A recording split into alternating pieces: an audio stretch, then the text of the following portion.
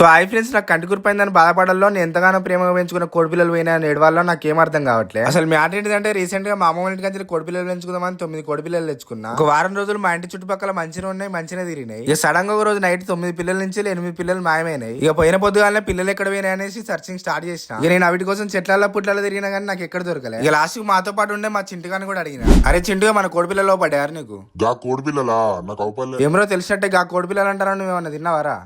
నీ మంది తింటా కానీ మనకి తింటారా? ఇక నాకు వచ్చిన కోపానికి మా చింటుగాడు అనుకుని మా చింటుగాని లేపేద్దామని చూసిన.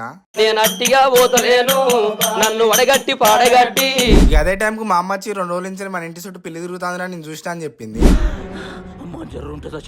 ఆ పిల్లి ఫుల్ డీటెయిల్స్ అయితే మా అమ్మ కంచెలు తీసుకున్నా. ఇక అది అవపడకుండా లేపేద్దామని. అది సేమ్ నా లెక్కనే ఆఫ్రికా కలర్ లో ఉంటదట.